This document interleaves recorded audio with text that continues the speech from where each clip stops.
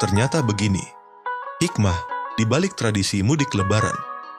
Setiap tahun menjelang Idul Fitri, jutaan orang di Indonesia berbondong-bondong pulang ke kampung halaman. Fenomena ini kita kenal sebagai mudik. Namun, lebih dari sekadar perjalanan fisik, mudik juga merupakan perjalanan batin yang penuh makna.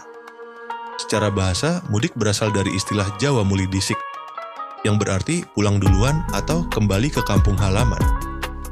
Sementara dalam Kamus Besar Bahasa Indonesia, mudik didefinisikan sebagai kegiatan pulang kampung untuk merayakan hari raya atau liburan besar. Namun, jika kita melihat lebih dalam, mudik bukan hanya sekadar pulang kampung. Ada hikmah besar di balik tradisi ini.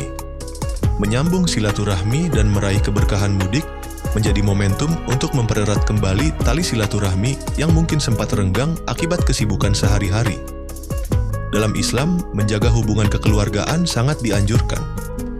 Bahkan Allah Subhanahu wa Ta'ala berfirman dalam surah An-Nisa ayat 1, "Wahai manusia, bertakwalah kepada Tuhanmu yang telah menciptakanmu dari diri yang satu, yaitu Adam. Dia menciptakan darinya pasangannya, yakni Hawa.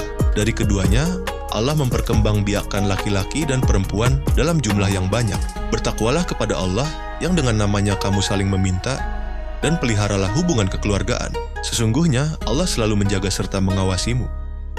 Rasulullah SAW juga bersabda, "Barang siapa yang beriman kepada Allah dan hari akhir, maka hendaklah ia menyambung tali silaturahmi."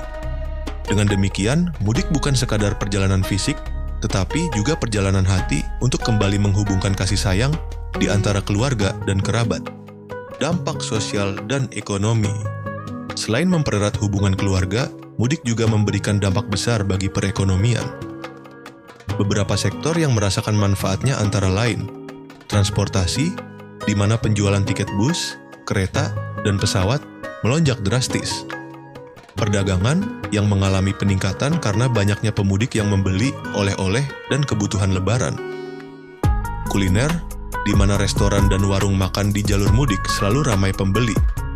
Usaha kecil seperti tukang cukur, jasa rental mobil, hingga pedagang kaki lima yang ikut merasakan peningkatan pelanggan. Bahkan, perekonomian desa ikut menggeliat karena banyak perantau yang membawa rezeki untuk keluarga di kampung halaman. Keringanan ibadah bagi pemudik-mudik sering kali dilakukan di bulan Ramadan, sehingga para pemudik menghadapi tantangan dalam menjalankan ibadah, seperti puasa dan sholat.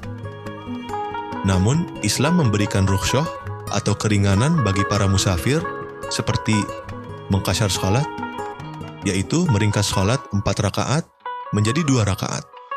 Diperbolehkan tidak berpuasa dengan syarat menggantinya di hari lain setelah Ramadan. Allah Subhanahu wa Ta'ala berfirman dalam surah An-Nisa ayat 101, "Apabila kamu bepergian di muka bumi, maka tidaklah berdosa kamu mengqashar sholat." Hal ini menunjukkan bahwa Islam adalah agama yang penuh kemudahan, bukan kesulitan, terutama bagi mereka yang sedang dalam perjalanan jauh. Mudik sebagai refleksi perjalanan kehidupan. Pada akhirnya, mudik bukan hanya soal pulang kampung, tetapi juga mengajarkan kita tentang perjalanan hidup.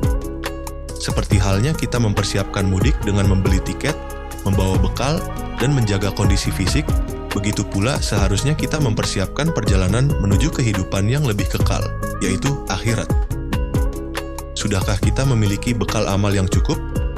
Sudahkah kita memperbaiki hubungan dengan sesama?